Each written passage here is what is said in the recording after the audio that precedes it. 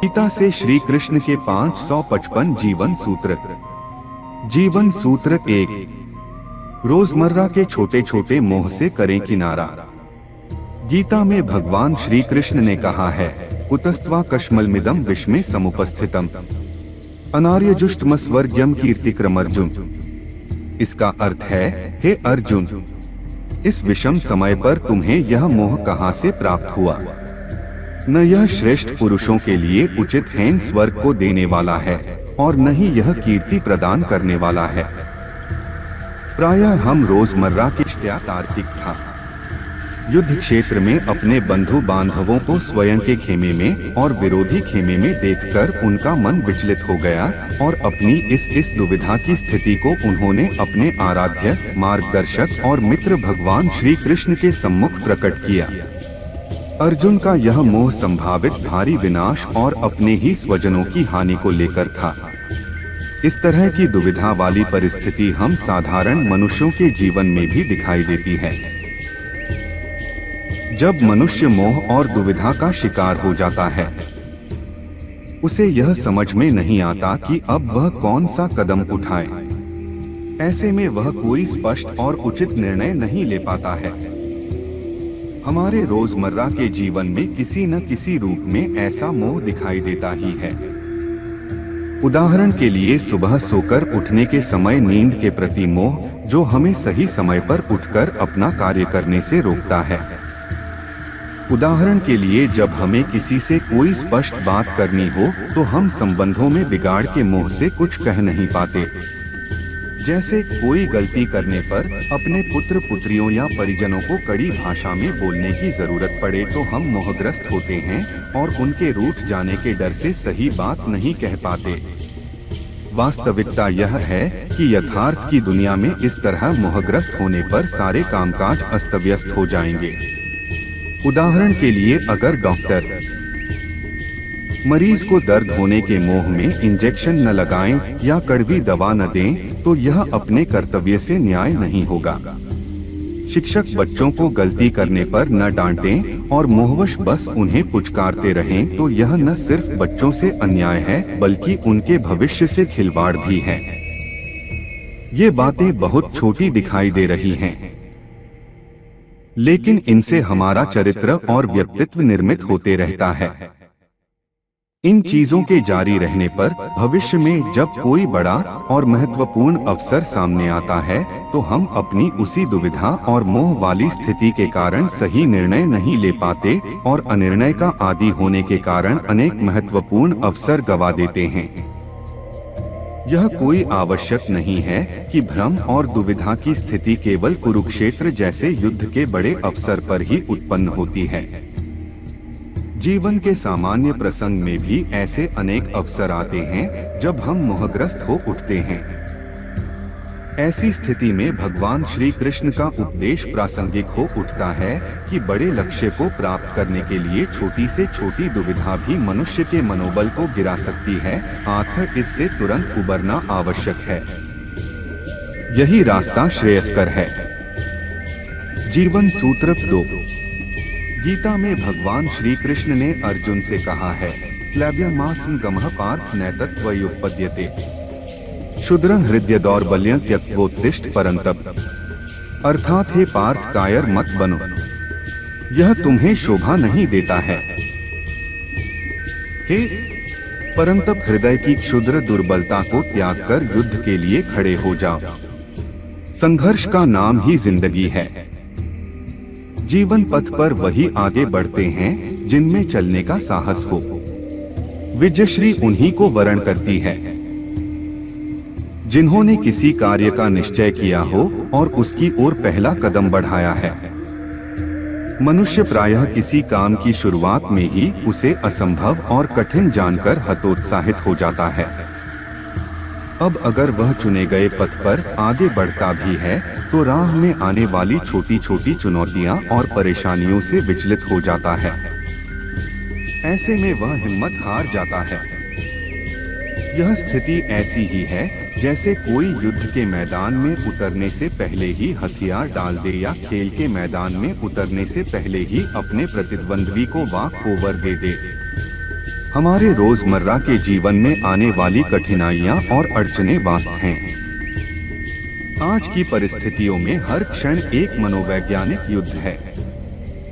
इसमें वही व्यक्ति जीतता है जो दृढ़ निश्चय वाला हो, जिसका मनोबल उच्च हो और जो छोटी मोटी परेशानियों से विचलित हुए बिना अपने मुख्य लक्ष्य पर ध्यान केंद्रित रख सके।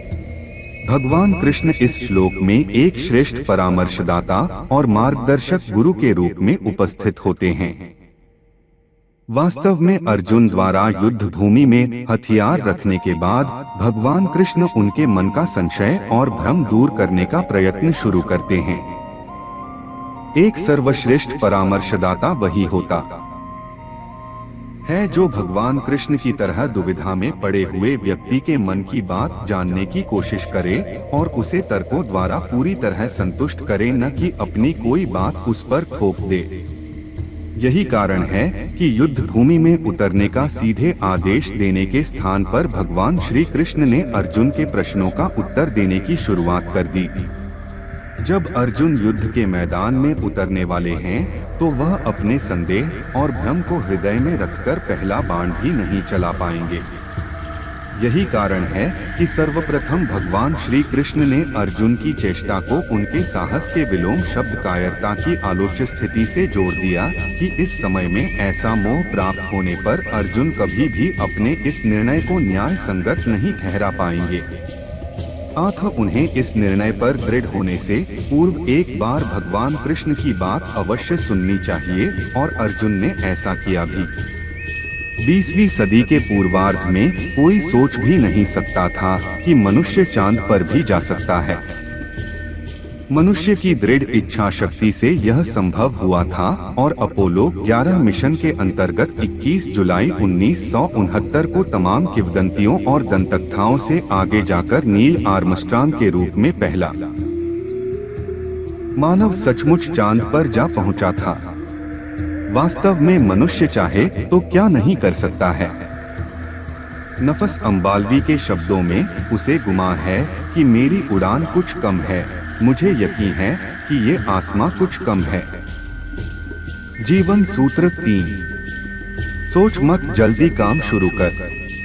गीता में भगवान श्री कृष्ण ने अर्जुन से कहा है, अशोचानन वशोचस्त्वं प्रज्ञावादाष्ट भाष्ये गतासून गतासूश्च नानुशोचन्ति पंडिता है।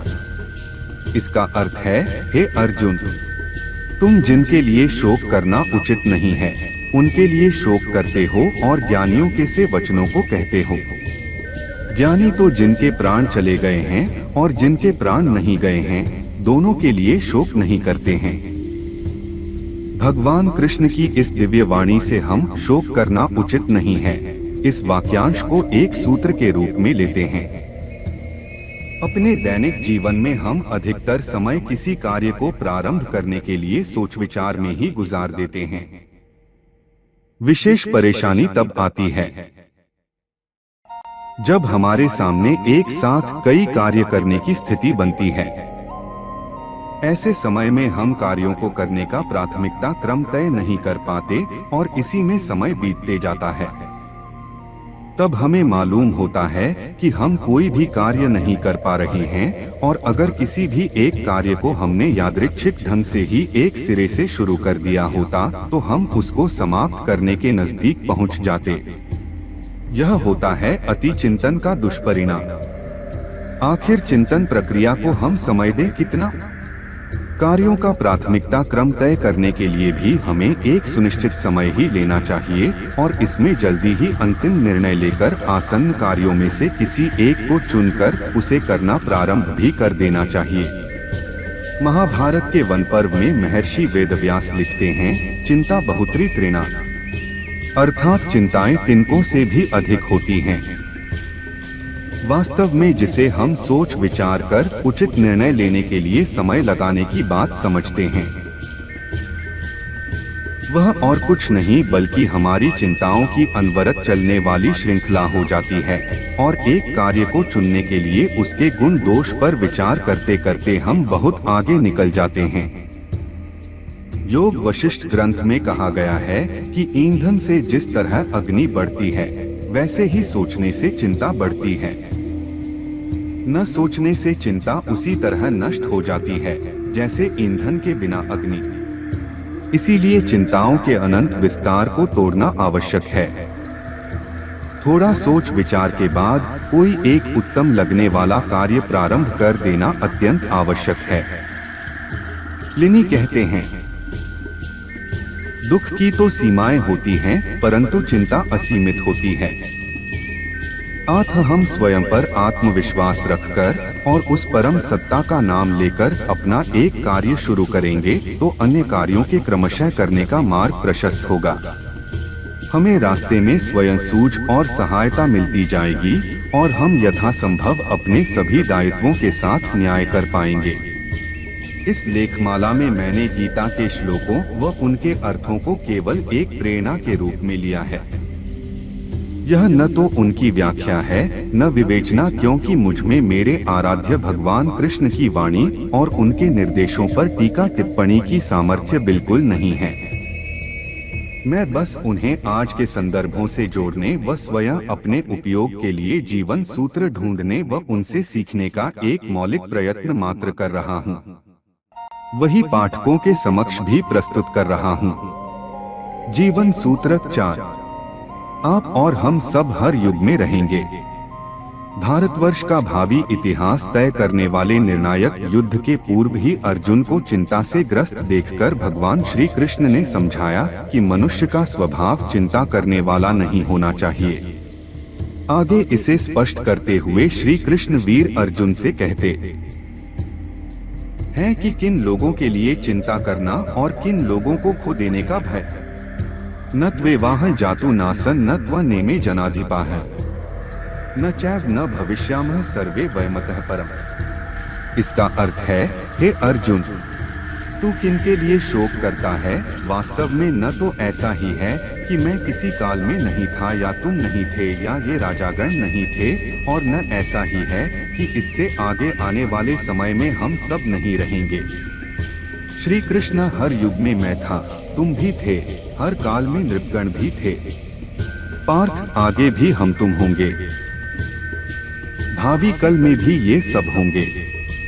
समय आगे बढ़ता जाता है और मनुष्य अनेक बातों को लेकर अफसोस करता है कि काश वह यह कार्य कर पाता। अगर जीवन के अब तक के सफर में उसकी इच्छाएं पूरी नहीं हुई और वह अपने द्वारा निर्धारित किए गए लक्ष्यों को प्राप्त असंतुष्ट रहता है। अगर संपूर्ण प्रयास के बाद भी लक्ष्य नहीं मिला तो हताशा और निराशा की स्थिति भी निर्मित होती है। वास्तव में मनुष्य अनेक लक्ष्यों को निर्धारित करने के बाद इस मानव जीवन में सब कुछ प्राप्त कर लेना चाहता है। यह भूल जाता है कि भौतिक संसाधन एक सीमा तक ही कारगर हैं और उसके जीवन पथ पर सहायक हैं। इसके आगे उसे अपने भीतर झांकना होगा, मन की गहराइयों की यात्रा करनी ही होगी। अपने सर्वश्रेष्ठ संभव प्रयास के बाद भी अगर कुछ हासिल नहीं हो पाया तो कोई बात नहीं। यह मानव देह दुर्लभ है। यहाँ संसार में रहते हुए कर्म करने का शुभ अवसर प्राप्त हुआ है तो इसे भी अपने आराध्य की इच्छा मानकर मनुष्य को मन लगाकर करना चाहिए। मनुष्य अपने मित्रों, संबंधियों, परिजनों के वियोग के अवसर पर व्यथित होता ही है। यह बहुत स्वाभाविक भी है। अगर आत्मीयता इस सीमा तक बढ़ जाए कि तेरे बिन रहना मुश्किल वाली स्थिति हो तो आगे का रास्ता कैसे तय होगा? जो आज हमारे साथ हैं, संभव है उनका साथ आगे नहीं रहेगा, लेकिन अनंत की यात्रा में हर प्राणी अग्रसर है। पृथ्वी पर बिताए इस जन्म के कालखंड से पहले भी मनुष्य के जन्म हुए हैं। वर्तमान काल खंड के बाद मोक्ष के पूर्व भी अनेक जन्म संभव होते हैं। इस जीवन के आगे मनुष्य की वही आत्मा कर्म प्रकारों के अनुसार एक नया देह धारण करती है। अगर इस बात को स्वीकारा जाए तो किसी पश्चाताप या अफसोस की स्थिति नहीं रहेगी। सृष्टि के आरंभ से यह अनंत की यात्रा जारी है, उस परम सत्ता के श्री चरणों में स्थान मिलने तक। ऐसे में अफसोस कैसा? अवसरों की कमी नहीं है। कोई किसी से कहाँ अलग होता है? वृत्ताकार कहीं जाने वाली इस दुनिया में लोग मिलते और अलग होते रहते हैं। क्या आगे ब्रह्मांड भी वृत्ताकार नहीं होगा? दूसरी देह को प्राप्त होने के बाद रिले रेस के धावक की तरह मनुष्य को पूर्व जन्म की आत्मा और सूक्ष्म देह के संचित संस्कारों के साथ फिर अपनी ही आत्मा छड़ी लेकर एक नई दौड़ पर निकलना होता है। भगवान श्री कृष्ण अर्जुन को यही समझाना चाहते हैं कि जिन लोगों के लिए वह व्यथित हो रहा है वे सब अपने अस्तित्व में आगे भी रहेंगे। आत्म मनुष्य को इस जन्म में कुछ खो देने और कुछ पा लेने की चिंता, संयोग या वियोग की परवाह किए बिना अपने कर्म पथ पर आनंद पूर्वक आगे बढ़ते जाना है। जीवन सूत्र 5। शरीर की अवस्था में बदलाव स्वीकार करें। विवेक को बचपन से ही आध्यात्मिक ग्रंथों के अध्ययन में रुचि है। आवासीय विद्यालय के आचार्य सत्यव्रत आधुनिक पद्धति की शिक्षा देने के साथ साथ प्राचीन जीवन मूल्यों और परंपरागत नैतिक शिक्षा के उपदेशों को भी शामिल करते रहते हैं। वे बार बार बच्चों से कहते हैं कि विद्या का उद्देश्य जीवन में धन, पद, यश, प्रतिष्ठा प्राप्त करना नहीं है। जीवन का व्यावहारिक ज्ञान पाने, श्रेष्ठ नागरिक गुणों का विकास और समाज उन्मुखी श्रेष्ठ जीवन जीने के लिए शिक्षा आवश्यक है। सच्चा ज्ञान केवल किताबी कीड़ा नहीं बनाता बल्कि संकटकालीन परिस्थितियों में निर्णय लेने के लिए आवश्यक सूझ और विवेक भी प्रदान करता है। आचार्य सत्यव्रत ने इस आवासीय विद्यालय का नाम रखा है श्री कृष्ण प्रेमालय। यहाँ मानवता की शिक्षा दी जाती है। बच्चों की प्रातःकालीन सभा में आचार्य कहा भी करते हैं, अगर हम स्वयं ही सुधर गए, बुराइयों से मुक्त हो गए तो समाज को बदलने में देर नहीं लगेगी। वे कहा करते हैं, मानवता सबसे बड़ा धर्म है।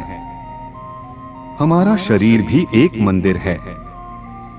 आत्म रूप में स्वयं ईश्वर इसमें विराजते हैं।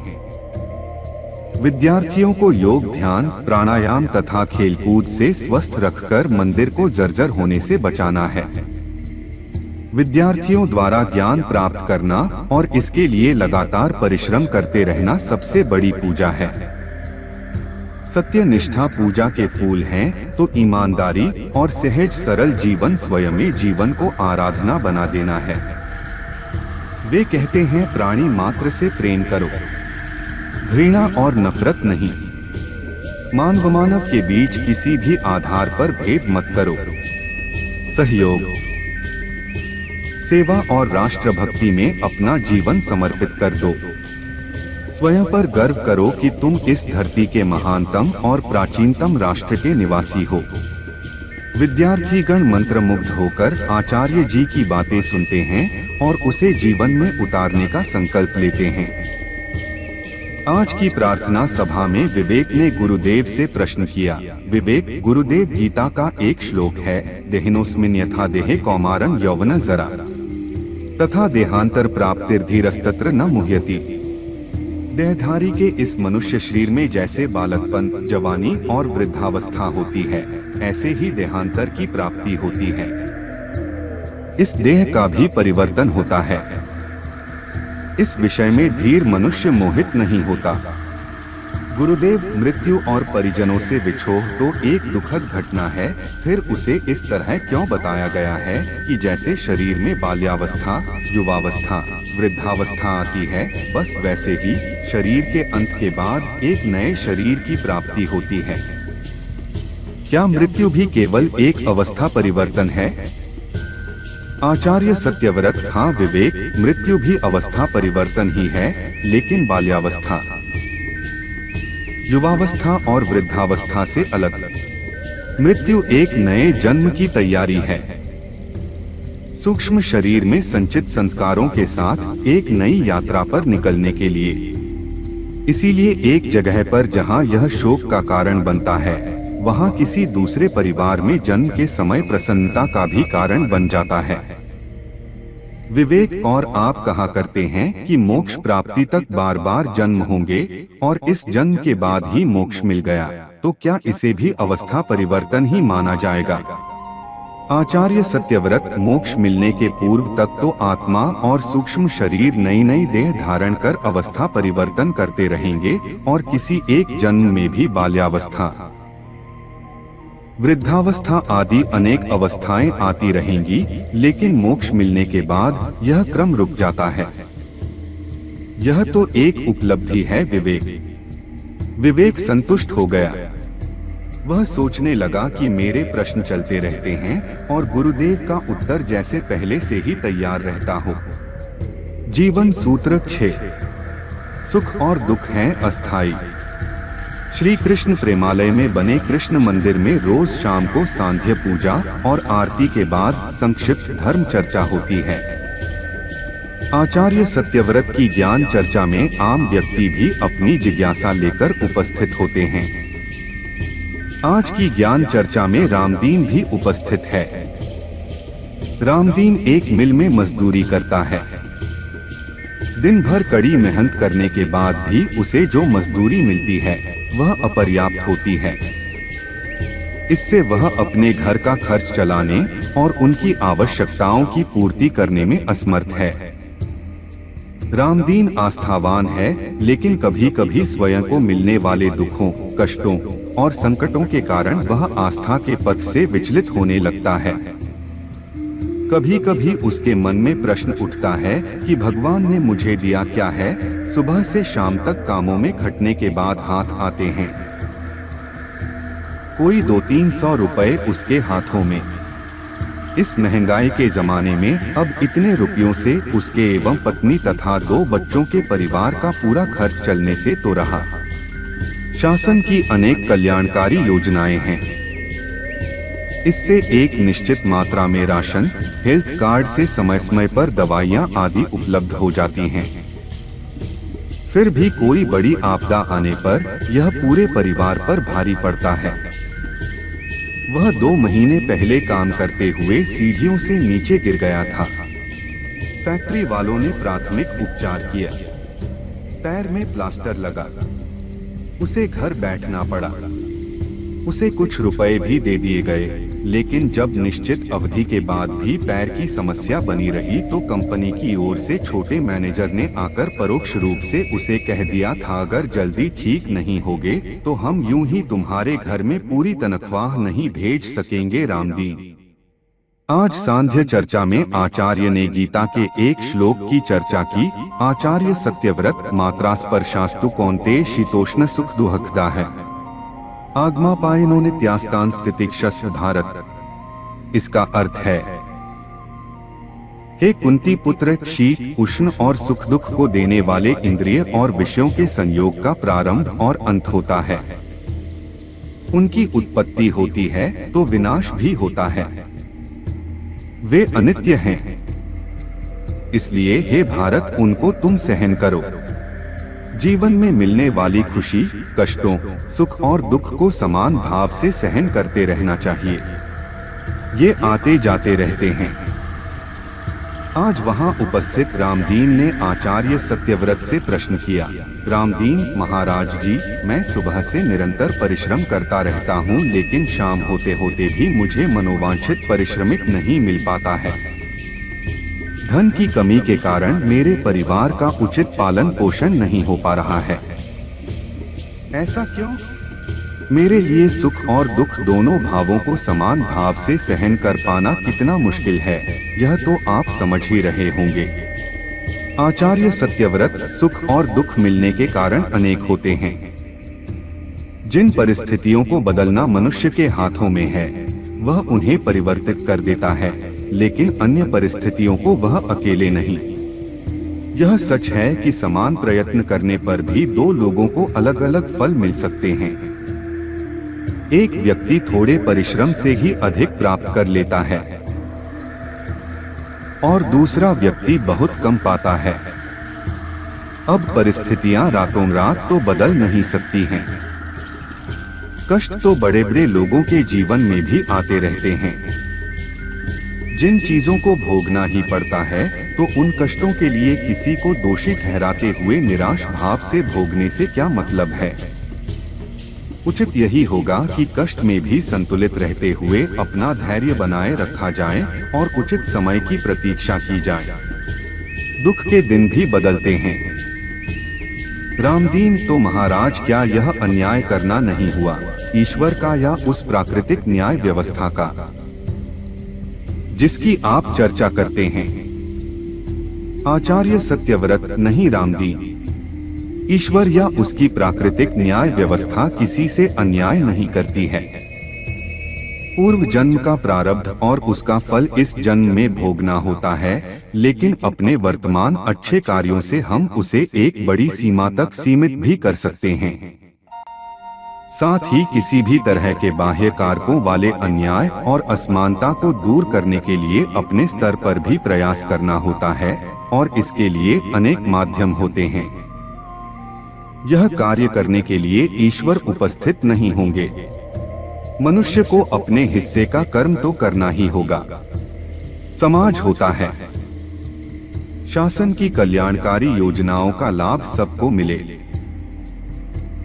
इसके लिए वितरण की सुनिश्चित व्यवस्था होती है और कोई अन्याय होने पर न्याय व्यवस्था भी है। अतः किसी कमी या असमानता को दूर करने के लिए समाज के स्तर पर भी लोगों को अपने आसपास पीड़ित वंचित लोगों की सहायता करना चाहिए। ऐसे किसी कष्ट में पड़े हुए व्यक्ति को भी किसी उद्धार करने वाले की प्रतीक्षा करने के बदले स्वयं अपनी बात रखने के लिए आगे तो आना ही होगा। एक व्यक्ति अपने कर्मों से भाग्य नहीं बदल सकता है, तो समाज के सक्षम लोगों को उसकी सहायता के लिए आगे आना होता है। अनेक निस्वार्थ समाज सेवी संगठन ऐसा करते भी हैं।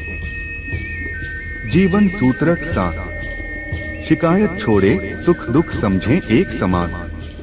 छात्रावास के बालक पृथ्वी को हर चीज से शिकायत रहती है, मानो उसने शिकायत करने के लिए ही जन्म लिया है। छात्रावास में उसे कोई भी असुविधा हुई तो शिकायत, नल में पानी नहीं आ रहा तो कुछ समय में मिल जाएगा की सूचना मिलने के बाद भी शिकायत। पढ़ने के समय भी उसका ध्यान इसीलिए विचलित रहता है। स्वयं की पढ़ाई पर ध्यान देने के बदले वह और बच्चे क्या कर रहे हैं, इस पर अधिक ध्यान देता है। अभी ठंड के दिन हैं और उसकी शिकायत प्रकृति में पड़ रही कड़ाके की ठंड से लेकर उसके अनुसार सूर्यदेव के आलस्य तक से है। आचार्य सत्यव्रत ने ठंड का सामना करने के लिए छात्रावास में पर्याप्त प्रबंध करवा रखा है। पृथ्वी है कि उसे अपने लिए अलग से सुविधा चाहिए। छात्रावास के एक कमरे में 4 बालक रहते हैं। वहां प्रत्येक विद्यार्थी के लिए बिस्तर, पढ़ने की टेबल, एक टेबल लैंप, सामान व किताबें रखने के लिए अलमारी और ठंड के दिनों में एक गीजर की व्यवस्था है ताकि कक्ष में गर्म पानी मिल सके। कुल मिलाकर छात्रावास में न अधिक सुविधाएं हैं और न अभाव की स्थिति है। वही पृथ्वी है कि उसे किसी भी स्थिति में संतुष्टि नहीं होती है।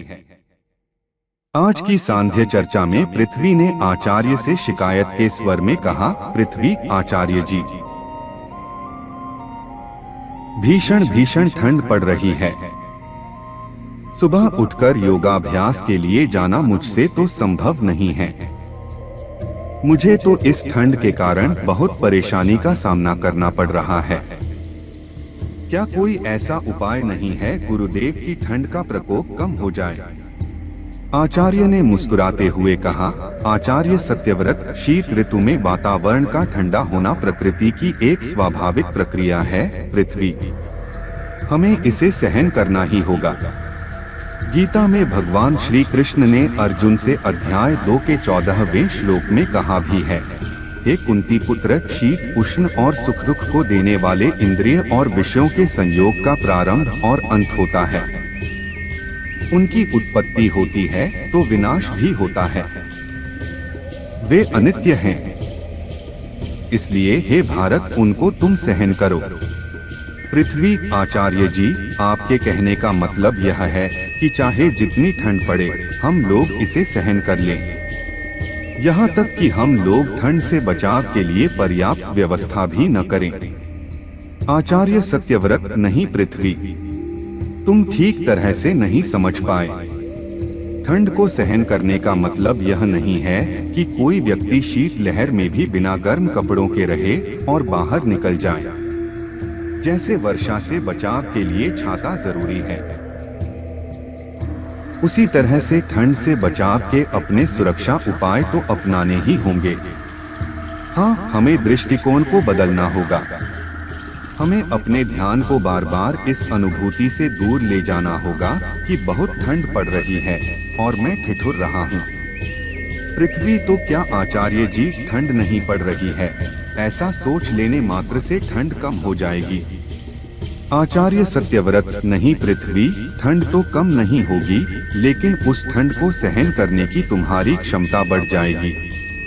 फिर यह भी तो सोचो कि देश के अनेक लोगों के पास आज भी पर्याप्त गर्म कपड़े उपलब्ध नहीं हैं। अत्यधिक ठंड के उस चिंतन ने तुम्हें तुम्हारे स्वाभाविक कर्मों को करने से रोक दिया है, इसलिए तुम मौसम की एक अवस्था को मुसीबत के रूप में ले रहे हो। यह एक तरह का आलस्य ही है। पृथ्वी, समझ गया गुरुदेव।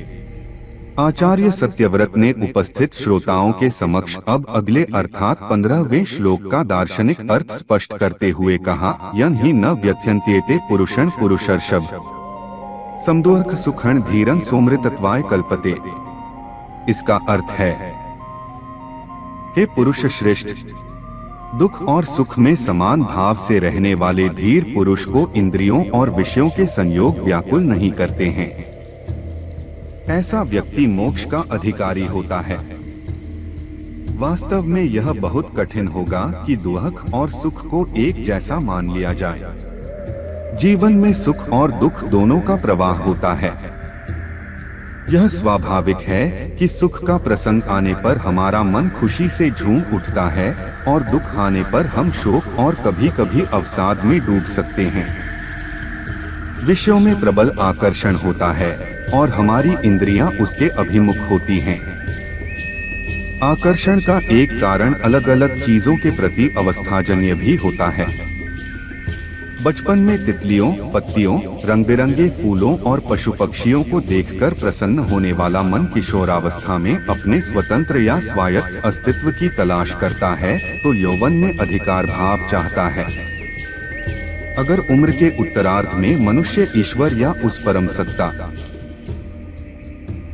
जिसे वह अपनी अपनी आस्था के अनुसार अलग अलग नामों से जानता है की ओर न मुड़े, तो फिर जीवन में सारी प्राप्त चीजों के छूटने का भाव पैदा होगा और यह उसके अविचलन, दुख व अशांति का कारण बनने लगता है। अतः यह कठिन अवश्य है, लेकिन हम सुख और दुख दोनों को समान मानकर अधिक से अधिक संतुलित रहने की कोशिश करें। हम यह सोचें कि दुख और सुख दोनों ही स्थायी नहीं हैं और आते जाते रहते हैं। ऐसे में इंद्रियों व विषयों के संयोग हमें व्याकुल नहीं करेंगे। जीवन सूत्र 8। जीत सत्य की होती है। पृथ्वी द्वारा उठाए गए प्रश्न और उसके समाधान को विवेक ने कल की ज्ञान चर्चा में ध्यानपूर्वक सुना था। वह विचार करने लगा कि दुनिया में जो भी घटित होता है वह वही होता है जो उसे किसी निर्दिष्ट समय पर होना चाहिए। शायद घटनाएं अवश्यंभावी होती हैं और मनुष्य उन्हें एक सीमा तक बदलने की कोशिश कर सकता है। मनुष्य के हाथ में है तो उसकी सत्यनिष्ठा जो उसके परिश्रम के माध्यम से उसे एक बेहतर स्थिति के निर्माण में मदद करती है। विवेक ने अपने घर के पास रहने वाले एक ऐसे परिवार को देखा था जहां के दो भाई बिल्कुल अलग अलग स्वभाव के थे। बड़ा अत्यंत ईमानदार परिश्रमी था, वहीं छोटा चंचल स्वभाव का, तेज और जमाने के अनुसार चलने वाला। बड़े भाई ने एक परीक्षा की तैयारी की, उसमें असफल रहा। अनेक बार परीक्षाएं देने के बाद अंततः नौकरी पा गया और एक निश्चित आय को प्राप्त करते हुए अपने परिवार का पालन पोषण करने लगा। छोटा भाई पढ़ाई लिखाई में अधिक रुचि नहीं लेता था। वह ले देकर कॉलेज की औपचारिक डिग्री प्राप्त कर पाया। इसके बाद उसने अपना कारोबार शुरू किया। सार्वजनिक जीवन के सफल व्यापारी लोग अनेक वर्षों की साधना और परिश्रम के बाद अपने क्षेत्र में शीर्ष पर पहुंचते हैं। इस व्यक्ति ने शॉर्टकट अपनाया और अनेक तिकड़मों का सहारा लेकर बहुत जल्दी ही अपने व्यवसाय के क्षेत्र में सफल हो गया। लक्ष्मी जी की कृपा से उस पर धन वर्षा होने लगी। आज की सांध्य सभा में विवेक ने आचार्य सत्यव्रत से गीता के उस श्लोक की चर्चा उन दोनों भाइयों के संदर्भ में की। विवेक आचार्य भगवान कृष्ण ने गीता में कहा है, नास्तो विद्यते भावो ना भावो विद्यते सतः उभयोरपि दरिष्टोन्तस्त्वन्योस्ततत्वदर्शिभिः। इसका अर्थ बताया गया है, असत वस्तु का तो अस्तित्व नहीं है और सत का कभी अभाव नहीं है। इस प्रकार इन दोनों का ही तत्वदर्शी ज्ञानी पुरुषों के द्वारा देखा गया है। आचार्य जी, अगर सत्य का कभी अभाव नहीं है और असत्य की सत्ता नहीं है, तो क्यों जीवन में असत्य और झूठ का पालन करने वाले लोग सफल हो जाते हैं और ईमानदारी का पालन करने वाला सत्यव्रती व्यक्ति असफल हो जाता है? आचार्य सत्यव्रत, विवेक अच्छा प्रश्न है आपका, लेकिन यह कोई आवश्यक नहीं कि सार्वजनिक जीवन में सम्मान प्राप्त और धनी व्यक्ति ही सफल है। आवश्यक यह है कि धन किस तरह अर्जित किया गया है। अगर विधि और नैतिक तरीकों से धन अर्जित नहीं किया गया है तो यह त्यज्य है और पाप की श्रेणी में आता है। गलत तरीकों से अर्जित किए गए धन की सत्ता नहीं है, और धन ही क्यों, कोई भी अभीष्ट कार्य अगर असत्य के आधार पर किया गया है तो वह विनाशकारी ही होगा। विवेक, तो आपका कहना यह है गुरुदेव कि सत्य और ईमानदारी से किया गया कार्य और उसका परिणाम ही स्थायी होता है। असत्य भले ही प्रारंभिक रूप से सफलता प्राप्त करता हुआ दिखाई दे, लेकिन वह असफल ही रहता है। आचार्य सत्यव्रत, हाँ विवेक, वास्तविकता यही है। तुमने ठीक कहा। मुंडकोपनिषद में कहा भी गया है, सत्यमेव जयते। जीवन सूत्र 9। आत्मा में है जादुई शक्ति। वास्तव में वह एक परम सत्ता ही अविनाशी तत्व है, जिसे लोग अपनी अपनी उपासना पद्धति के अनुसार अलग अलग नामों से जानते हैं। मनुष्य को प्राप्त जीवन, उसके प्राण का अस्तित्व, मृत्यु के समय प्राण शक्ति का क्षीण होना, पुनर्जन्म की अवधारणा, ये सब ऐसे सिद्धांत हैं जिनसे ईश्वर के सर्वोपरि होने का पता लगता है। यह संसार भी और इसके दृश्यमान रूप भी ईश्वर की ही अभिव्यक्ति हैं। गीता में भगवान श्री कृष्ण ने कहा है, अविनाशी तो तद्विद्धि येन सर्वमिदं ततम् विनाशम व्ययस्यास्य न कश्चित् कर्तुमर्हति। इसका अर्थ है, हे अर्जुन, तुम उसे अविनाशी जानो जिससे यह संपूर्ण जगत व्याप्त है। इस अविनाशी का नाश करने में कोई भी समर्थ नहीं है। मनुष्य के निज स्तर पर उस परमात्मा के एक अंश के रूप में आत्मा की भी वही भूमिका है। इस आत्मशक्ति का कभी नाश नहीं हो सकता है। मन और बुद्धि द्वारा विचार पूर्वक लिए गए निर्णय को आत्मा की सम्मति परिपूर्ण बनाती है। किसी गलत होते हुए काम को रोकने में आत्मा पथ प्रदर्शक का कार्य करती है। इस चेतन तत्व की शरीर में उपस्थिति हमारे लिए एक बड़ा वरदान है। यह अविनाशी तत्व न सिर्फ हमें जीवंत और चैतन्य रखता है, बल्कि हमें सचेत भी करता है। जब हम में इस महत्वपूर्ण कारक की उपस्थिति है तो हमें इसका उचित ध्यान होना चाहिए। इसकी शक्तियों को स्वयं में महसूस करना चाहिए, जागृत करना चाहिए। परमात्मा के एक अंश के रूप में शरीर में आत्मा तत्व की उपस्थिति इसलिए भी महत्वपूर्ण है क्योंकि हम इसके माध्यम से उस परमात्मा से जुड़ सकते हैं और उसकी शक्तियों को स्वयं में अनुभूत कर मार्गदर्शन प्राप्त कर सकते हैं। यही आत्म तत्व है जो मन को नियंत्रित रख विवेक जागृत कर शरीर को असीमित शक्ति प्रदान कर सकता है। मनुष्य इसका उपयोग सत्कार्यों में कर सकता है। दुनिया में कुछ भी स्थायी नहीं है। मनुष्य जन्म लेता है, और अपने जीवन काल की अवस्था पूरी कर लेने के बाद उसका इस दुनिया से संपर्क टूट जाता है। जीवन में बचपन, किशोरावस्था, यौवन और वृद्धावस्था की तरह ही यह दुनिया भी परिवर्तनशील है। जो आज महानगर हैं, वे हजारों साल पहले गौतम बुद्ध के समय के महाजनपद काल में एक गांव या छोटे कस्बाई शहर ही थे। उस समय की विरल जनसंख्या आज 135 करोड़ की आबादी को पार कर चुकी है। देश दुनिया ही क्यों, हम अपने घर के भीतर के सामानों से लेकर उसकी डिजाइन और रंग रोगन आदि में समय समय पर परिवर्तन करते रहते हैं। सार्वजनिक जीवन में अर्थात राजनीति, फिल्म, व्यापार, खेल, कला, साहित्य, पत्रकारिता, अनुसंधान आदि क्षेत्रों में हम एक दौर में कुछ लोगों को शीर्ष पर देखते हैं और कुछ वर्षों के या दशकों बाद दूसरे लोग शीर्ष की उनकी जगह ले लेते हैं। कुल मिलाकर सभी चीजों में परिवर्तन, अनित्यता और क्षणभंगुरता दिखाई देती है। महान वैज्ञानिक अल्बर्ट आइंस्टीन के सापेक्षता के सिद्धांत के अनुसार द्रव्यमान तथा ऊर्जा एक दूसरे से संबंधित हैं तथा प्रत्येक पदार्थ में उसके द्रव्यमान के कारण भी ऊर्जा होती है। अगर किसी पदार्थ का द्रव्यमान घटता है तो ऊर्जा उत्पन्न होती है। इसी सिद्धांत के आधार पर यह कहा जाता है कि सूर्य के द्रव्यमान में भी कमी आ रही है, लेकिन उसकी ऊर्जा हमें करोड़ों अरबों वर्षों तक मिलती रहेगी। ऐसे में स्थायी और नित्य कौन है? केवल परमात्मा, उनका स्मरण और हर जगह उनकी सकारात्मक उपस्थिति, चाहे साकार रूप में या निर्विकार रूप में। जब सूर्य में परिवर्तन है तो पृथ्वी में भी है। इस धरती में भी कुछ भी स्थायी नहीं है। वास्तव में ट्रस्टीशिप, वसुधैव कुटुंबकम, शांतिपूर्ण सह अस्तित्व जैसी भारतीय परंपराओं और सिद्धांतों के बल पर ही इस दुनिया में नफरत और हिंसा के बदले प्रेम और शांति का साम्राज्य स्थापित हो सकता है। गीता के उक्त श्लोक का स्मरण करते हुए कि दुनिया में ईश्वर ही एकमात्र अविनाशी हैं। जीवन सूत्र 10।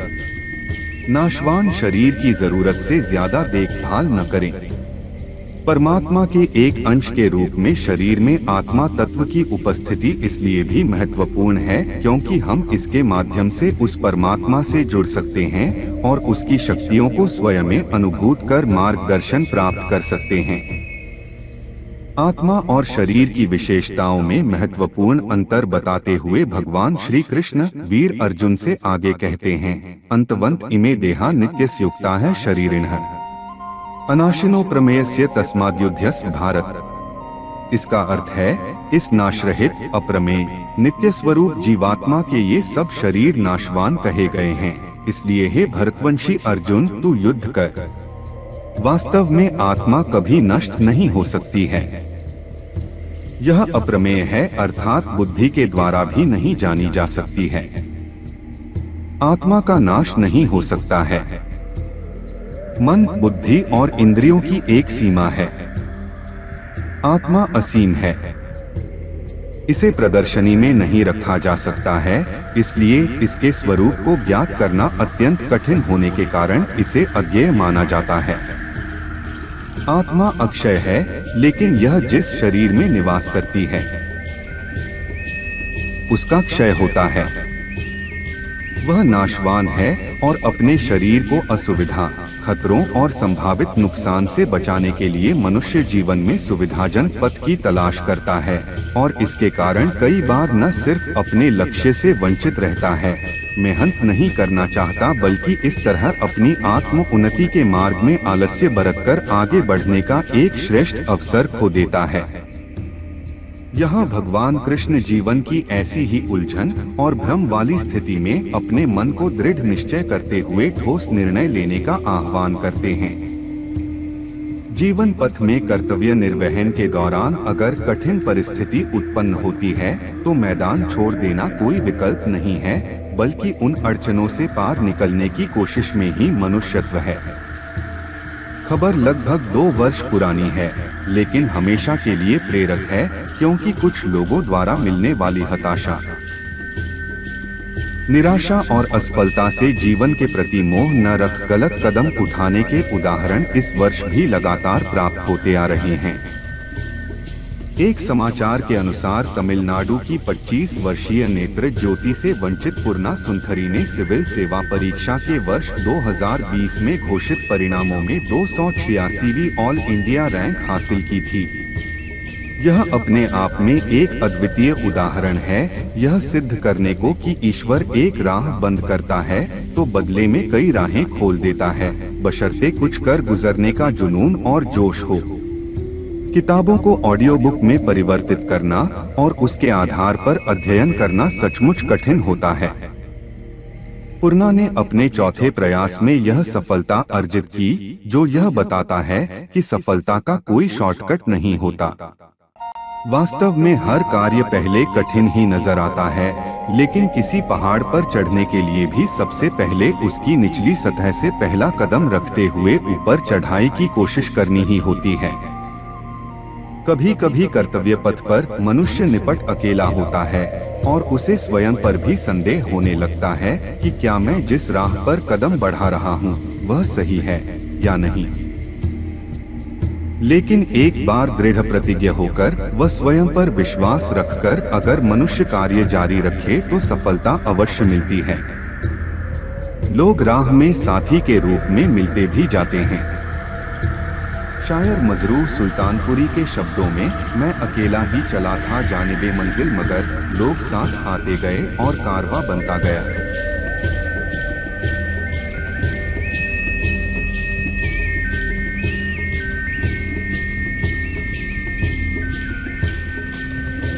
मैं अकेला ही चला था जानिबे मंजिल मगर लोग साथ आते गए और कारवां बनता गया।